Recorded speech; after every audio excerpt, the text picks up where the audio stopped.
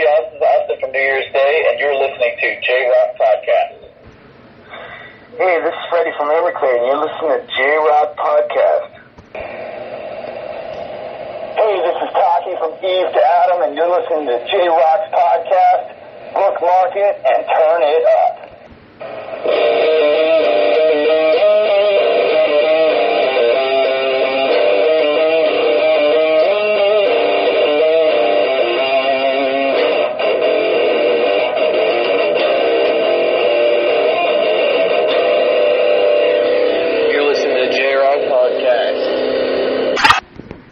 Hey guys, this is J-Rock. We have a very special show today. I'm super pumped.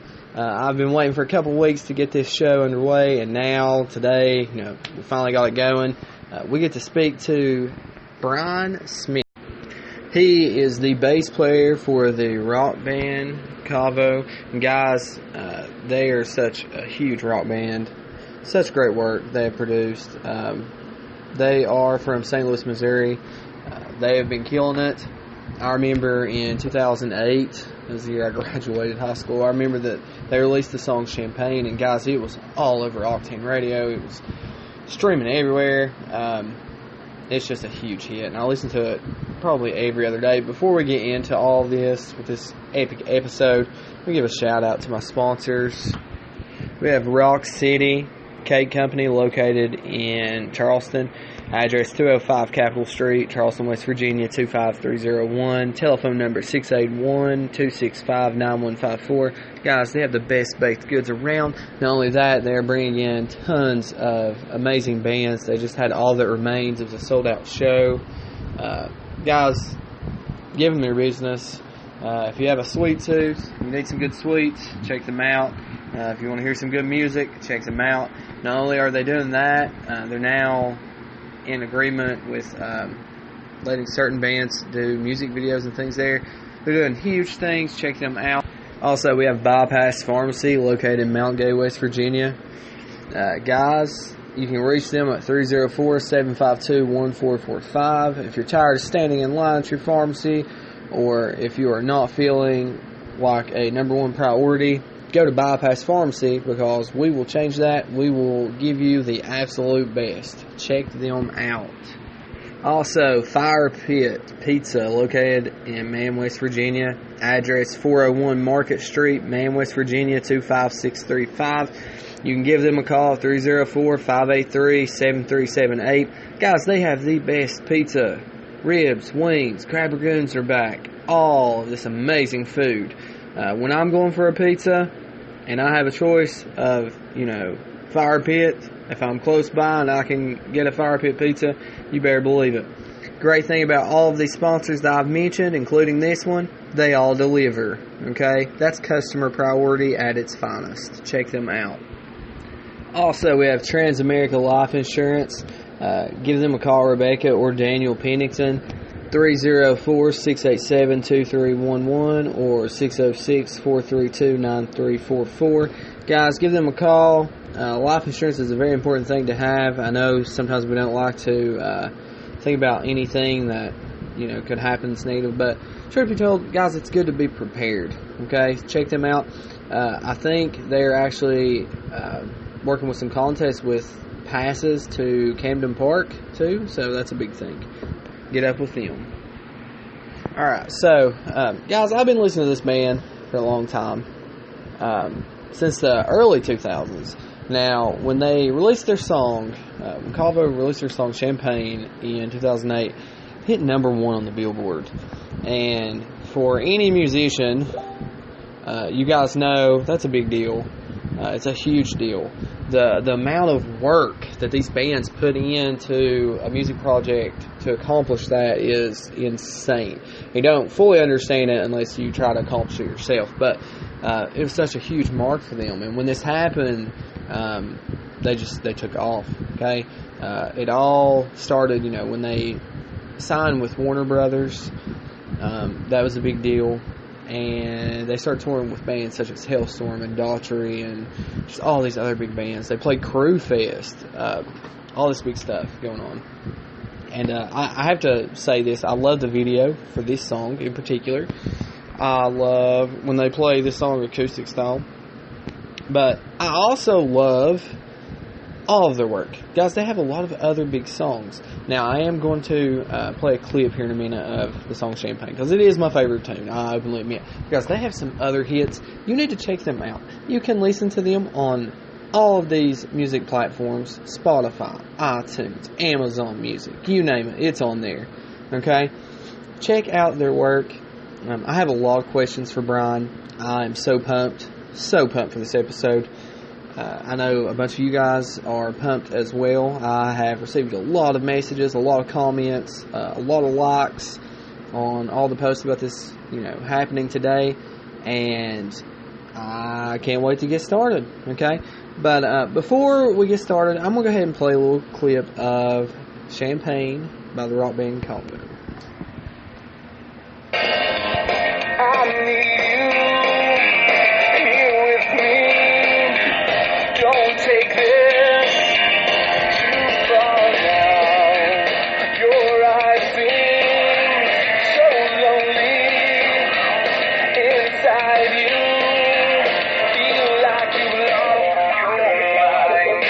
Could have been the champagne, the champagne. Could have been the cocaine, the cocaine. Could have been the way you looked at me that told me we were through.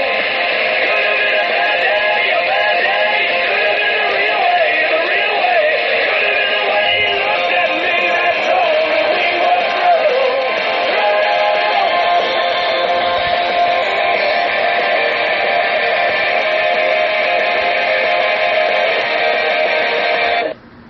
Such a great tune. Guys, this band truly rocks. They're one of my favorite bands. I'm so thankful that Brian is taking the time to do this. And guys, these musicians, they have such busy lifestyles, okay? I know that right now, at this very moment, he is at a rehearsal. And he's going to take a small break from that rehearsal to speak to us, okay? And that's such a big deal. And I appreciate it very much, and I'm going to thank him as soon as he gets on here, as soon as I call him in the next minute. I'm going to thank him personally again. But guys, it's super awesome. It's bands like this, musicians like this, that take the time for their fans and for, podcast interviews and et cetera, et cetera. They take the time out of their schedule to do things like this. These are the bands that we should support, that we need to, go to their concerts and do things, because not only are they talented, okay, and that's one thing, they're talented, but they care. And I feel like that is the ultimate culmination as a musician. Not only are you talented, but you care, okay? You care about your fans, you care about your image, you care in general. So, I'm pumped. Without further ado, let's just go ahead and get into this interview. I'm too excited. Let's give Brian a call right now. Alright guys, this is J-Rock here. We are here with Brian. Brian, you want to go ahead and say hey to everyone? How you guys doing? And he is the bass player for rock band Cavo. And guys, this is one of my favorite bands. Super pumped. Brian, before we get started with this, I just have to say thank you. I appreciate you taking the time. No worries, brother. No worries. I appreciate you, man, for sure. So, Brian, tell me, when did you first start playing music? What age? Tell me about. You're going to laugh at me. I played the flute in 4th grade. It was a test from my mom. I wanted to play drums, and my mom said that's an expensive investment. I want to make sure you want to play music, so let me pick your instrument, and if you do it for a year, then we'll get you drums. And my mom was a flautist, so I said yes. So I played flute for a year, got made fun of in grade school, and then in my 5th grade year, I wanted to switch to drums. My mom said no. So I stopped playing music probably until, I would say I was in probably my freshman year of high school. Got really into it. You're gonna laugh at me, Def Leppard.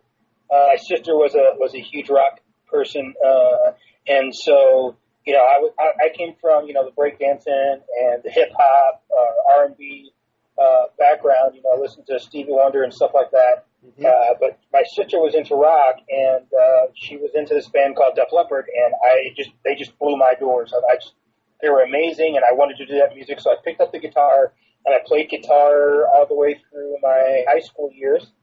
And then I put a band together, and I got one of my friends to play guitar, and he was a better guitar player than I, but we couldn't find a bass player. And so we started playing with 2 guitars and a bass player, and finally they all said, "Dude, why don't you just go ahead and play bass until we find someone?" And I was like, "Cool, no problem." So I played bass, and then I actually fell in love with the instrument, and it never looked back. Wow, so you're just a multi-talented guy. You play like all of these instruments. Well, That's very cool. I'm not that good at guitar anymore. I play acoustic when I write and stuff, but I'm not like Chris. Chris from Cavo is amazing. And then, I have a couple of guys that I play with in my band, The Poor, which has Chad. Used to have Chad from Cavo, but he quit again. But Jack, he's in a band called Brook Oil, and they actually toured with us briefly with Cavo. And so I put together a band here in St. Louis, or I should say a couple of guys put together a band called The Poor, because, I just want to play as much music as possible. And Cavo goes through phases of being really extremely active and not. And we're in the middle right now of, we're about ready to release some music here this fall. And then we're going to release songs here and there next year, hopefully. But I don't know if it's going to be something that we're going to do a lot of touring, because, touring is so expensive, and so we'll see. But yeah, I'm busy. It is very expensive, and I hope you do the touring. Hope so. I would love to see you guys, so I will be watching out for that. New music, Right. Always awesome. Right on. Yes. Man, I have to ask you, how did you guys come up with the band name? How did that happen? It's a funny story. Okay, so this happened before I was in the band. I joined the band in 2006. Mm-hmm. They used to be called The Hollow, but they went to, I guess, not publish the name, but try to copyright the name or the website or whatever. And there are so many bands out there called The Hollow. So they were trying to figure out a new name or what to name the band. And Chad, the drummer, looked up Latin terms for hollow places, and it's Cavo, cave, Cavo. And so that's how they got the name. Wow. I love that story. That is awesome. Yeah. Very cool. What would you say that you enjoy the most about being a musician such as yourself? Honestly, I just love playing. Like going to a show and having people there to see you perform. It's an ultimate high for me. And that's why I'm in 3 bands. That's why I'm in Cavo. That's why I'm in The Poor. And I actually joined another band called Ruby, which is these 2 girls. They're sisters, 22 and 20. And my manager from Cavo also manages them and asked me to kind of join and help kind of develop these girls. And they're amazing. They're called Ruby. And so I just love playing. I play any kind of music. I was with this guy called Brandon Holland about 3 years ago. He's a country artist, and I was with him for a year and a half. I just love playing. Any type of music, I just love playing music. That is so cool, man, that you're doing like all of these projects all together. I love that. And that's so time consuming. Like, do you find it difficult with scheduling and just, I don't know, daily life? Well, it's funny because, I also have a job. I started a company with 2 of my friends back in 2004 called 804 Technology, and it's a staffing firm. And I've been doing that for years. So, like, even when we were touring, I was in the back of a bus working. Because it's a company that I started with 2 of my good friends, my best friends. And so I found scheduling is easy for me because I go, this is when I'm available. And I don't flex. And I think it's more difficult for the other people, for the other bands, because sometimes, musicians can typically be flighty sometimes with scheduling and things like that. Oh, well, rehearsal's supposed to be at 1. Hey, can we make it 3 o'clock? For me, I'm like, no, because, like, perfect example was today. I had the full rehearsal at 10 o'clock, 10 to noon, and then I have Ruby from 1 to 3. Wow. The guys were like, hey, can we run late? can't because I have to be at review rehearsal at 1. It's just how it is. I don't flex. My schedule is my schedule, and I need to be stern with it because I have so much stuff going on. That's a good thing, though, too. That's good that you're doing all these things, man. I admire that. Yeah. It's very admirable. Very admirable. I appreciate it. What would you say is the biggest problem that you've had to overcome in the music world? Oh, I think Cavo, when we were at the height of our career, we were stuck in that mid area where people weren't buying records, and people were still stealing records. Like, the new Spotify and Apple Music, that was after us, so, when we went number one, with Champagne, we had only sold like 79,000 CDs. And talking to that was when we were with Warner Brother Reprise, and talking to our A&R guy, he was like, Avenged Sevenfold did the same thing you guys did with their debut single, and when they went number one, they had sold like 2 million records. There's some crazy large amount. And so that just goes to show you the difference with where we were and the bad timing of the industry when our song went number one and at the height of our career. So I guess what we overcame I would say, is we just stayed strong and true to each other, and we still continue to do music because we love to do music, and the money aspect isn't there, but we love playing music, and we love playing music together and writing songs, and that's what's more important. Would we love to be able to tour and do things full time and make absolutely, but just because we're not there doesn't mean we're not going to continue to make music. That's a very positive answer, and I have to say that's admirable too. It is so crazy how things have changed. I know that I had a podcast episode with Zach from the rock band Live recently, and we were talking about that, how things have just changed to Spotify and Apple Music and Amazon Music and things now, and like we were talking back as far as like MTV to the TRL era, and when you were actually watching music videos on VH1, and just how different the music industry is in today's time. Right. So it's very crazy thing. It feels like it's less valuable. Like people don't value it as much as it used to be valued, I think. And it's a shame. It hurts sometimes, but I don't think I think this is going to be the last full release we'll do, and I think we'll just release like 2 or 3 songs here and there because when you release a full record, you could have 12 great songs on there, but people are only going to be interested in 2 or 3, and the rest of the songs go away. Like they don't ever make a splash because by the time radio gets to them or the trend gets around, those songs aren't new. They want new music because people have heard it, but it's just throwaway. So like a lot of artists, you hear them talk about they're moving to a single base. You're like, they'll release a single here and there, and that's it. I'm not going to release any more records. I'll just put music out there, singles. And I think it's going back to that. And that's fine. As a band, you just have to adjust to the industry. And I think that's what we're trying to do, is adjust and do what works. Agreed. What would you say is like an average, like a daily practice for your band, Cavo, and your other bands too? Because I'm very curious. I'm going to have to look into Ruby and your other bands. What would you say is an average practice for you guys? You guys start with like the instrumentals and develop lyrics, or? It really depends on what we're doing. So like if we're practicing for a show, we just run the set and we talk about, what goes where, what song goes where we're going to do breaks for talking, things like that. If we're writing, it can go two or three different ways. Sometimes someone comes with an idea and then we write around that, or we walk up with a blank slate and we all come up with something together.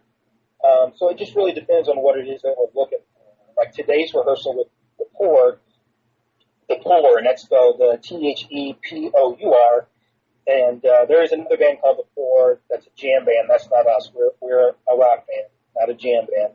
There's a band, I can't think of where they're from, have the same name as us. It's irritating, but it is what it is. We're getting ready for a show, so we just ran the set and worked out a few kinks here and there. We have a show coming up next Saturday. We just ran the set with Ruby. We're finishing writing some songs, so we went over the 3 or 4 songs we just wrote and tweaking things here and there. Cavo, we haven't practiced in about 3 months. Andy, our drummer, is in Nashville, and he's actually a DJ down at the big radio station down there. So whenever he comes up, which I think he's coming up in a couple of weeks, we'll try to schedule some rehearsals and do some writing. Okay. Well, good deal. Can you tell us a little bit about who you would like to tour with? I know that you guys have toured with Daughtry and Hailstorm, and I did my research. You guys have toured with a lot of big names just as well as you guys. Is there anyone that you haven't toured with that you would like to, in particular? I'll be honest with you. One of my fave bands. Well, I don't know necessarily they're touring that much. I would say I would love to tour with Nothing But Thieves. I dig those guys so much. Good group. I can too. But they're a UK band, so I'd love to go to UK and tour with them, and come here and tour with them here too. I mean, they're a pretty rad band. They're one of my faves for sure. Very cool. Is there any stories that you could share? Give us a story from touring with either, when you guys play shows with Daughtry or Hailstorm. Is there anyone that sticks in your mind in particular? Well, I'll tell you this. We've been very fortunate. We've toured with some amazing people. We've never had any issues or struggles. Even starting off when we were with Crewfest, we played Crewfest too, and we were on the side monster stage. And Nikki Sixx found out that we were getting treated badly, and he fixed it. We had a 1 week of being treated like dirt, and Nikki Sixx found out about it and totally, ringed these people, whoever was running that side, and everything changed, and it became an amazing tour. We first started off touring, and one of the first bands we were with was Hailstorm, and they're great guys, great people. Lizzie's an amazing singer, and RJ's funny and awesome, and the rest of the guys are just great. And it's amazing watching them now, they're huge now, and they're just an amazing band. I would love to play with those guys again anytime. Daughtry was amazing. We toured with Shinedown. I'm really good friends with Shim from Sick Puppies, or I should say Shim now because he loves Sick Puppies, but Emma's a good friend of mine as well. I mean, there's so many bands, so many wonderful, wonderful stories. It would take hours for me to tell you. We've never had any bad thing happen to us. We've been very fortunate. We toured with Rev Theory. We toured with Frame and Hanley. We toured with Dear Union. You name it. We were on the road. Evanescence, Chevelle. All have been amazingly great. But I guess I can tell you a funny story. I got one for you. Okay. We were with Carnival Madness with Evanescence and Chevelle, and it was our first tour with our new drummer, Andy Herring. And it's the first night of the show, and we have a blue bus. Evanescence has a white bus. We're doing our sound check, and I guess Andy had to get something on the bus, and he gets on Evanescence's bus and walks all the way to the back, and then realizes this isn't his bus. And as he turns around and goes, "Oh crap! Oh shit! I got to get out of here." Amy Lee's head pops out of one of the bunks and goes, "Can I help you?" And he was like, "Cavo, wrong bus," and starts to run out, and security grabs him. Oh wow! And so he's telling us this story, and we're all looking at him like, "Dude, we have a blue bus. Hers is white. How did you get that confused?" And he's like, "I don't know, man. I thought it was where we parked, this and that, blah, blah, blah, blah, blah, blah." Long story short, we didn't get in any trouble. Amy thought it was funny. security guards her security weren't very happy about it. So, Wow. Dude, I love that story. I think I'm going to have to put that as the headlining quote above this episode. That is so funny. but the funny thing is, she laughed and thought it was funny. He was thinking he was getting kicked off the tour. Oh, jeez. And I have to say this too. I love Evanescence and Chevelle. That's so cool that you guys played with them too. Chevelle's actually doing an episode for me soon. I'm expecting in October, so that's super cool. Awesome. Bring that up. Very cool. Let me ask you this: someone that is new in the music scene and getting ready to start a band, what advice would you have for them? Do it because you love it. Don't do it because you think you're going to make money. That's good advice. I agree with that. If you're doing it for the fame and for the money, just quit now. Because it's for the wrong reason, and the odds of you getting to that point are stacked against you, and there's lots of hurdles and lots of frustrations, and, you have to do it because you love it. Because you're going to play some shows in front of 5 people. And then you'll play some shows, and there's, 5,000 people. You're like, wow, that's crazy. This happened within a week. How did we play one place and there's 5, and we play somewhere else there's 5,000? It's just how it is. You have to play because you love to play. That's it. All right, good advice. Good answer. Let me ask you this, and I'll try to let you go. I know you probably have a lot to do. Let me ask you you're this. good. As far as accessing your music, and I know the answer to this, but as far as accessing your music, what would you tell the listeners where they can find you guys at? Now, I pretty much know all digital platforms you guys are out there, but I'll let you say it. Yeah, I would definitely say, you can go to Apple Music, Spotify, Amazon Music. We're all there. I don't know where you can buy physical CDs anymore.